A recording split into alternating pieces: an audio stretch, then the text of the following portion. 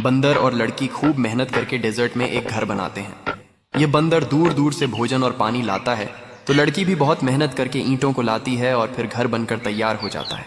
एक दिन लड़की और बंदर आराम कर रहे होते तभी बहुत तेज बाढ़ आ जाती है और लड़की का घर डूब जाता है। ये देखकर बंदर रोने लगता है। फिर लाइक सब्सक्राइब नहीं।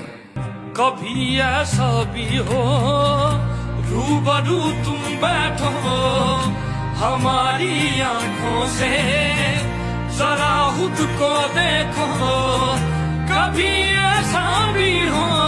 कब मम्मी डैडी मेरे तू पटाएगा, लेके बैंड बाजा घर मेरे आएगा। कब तक मुझे ऐसे ही घुमाएगा, तू बात बढ़ा तो सही। दिल दिया है जाऊं भी तुझे दूंगी, दिल दिया है जाऊं भी तुझे दूंगी। तू एक बारी आ तो सही।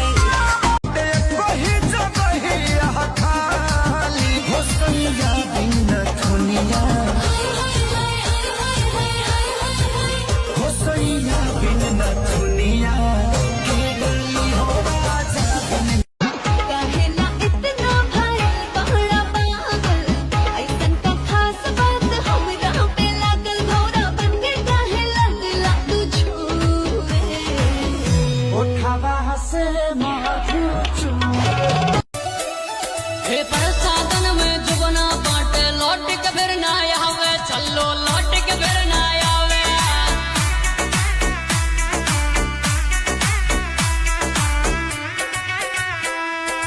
डीजी माँ भाई कोड़ा पूरा को नए नए गीत बनावे, बाबू नए नए गीत बनावे। अरे कर जा ना फिर मोटा ना फिर चाकर लड़की तो चाही कमरिया के पातर, लड़की तो चाही कमरिया के पातर, लड़की तो चाही कमरिया के पातर।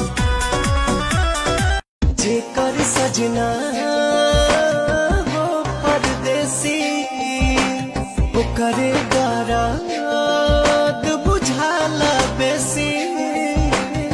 मन करे कि माहुर खाके मर जाई हम आजे। कोटा तारो रात तो हजारो नमकीन पा, मोरा तारो राजा जी हो कौन सवतीन पा। मोरा तारो राजा जी हो, राजा जी हो, राजा जी हो। अरे जाती ना हमार पूछू रही दवा सबसे अलग बाराती रे। हम तो बानी वही जिला के निवासी रे, जहाँ बच्चा बच्चा करे बदमाशी रे। हम तो बानी वही अरे सुनिए जी कहिए। आगे गले से लगा लीजिए, हमको दीवाना बना लीजिए। रूप को सजा के धूप से बचा के बालों में गुलाब लगा लीजिए। मिस देनी गाल जो बन कोई लाले लाल, देख ली ही दीदी तो हो जाई बवाल, हो जाई बवाल जीजा हो जाई बवाल।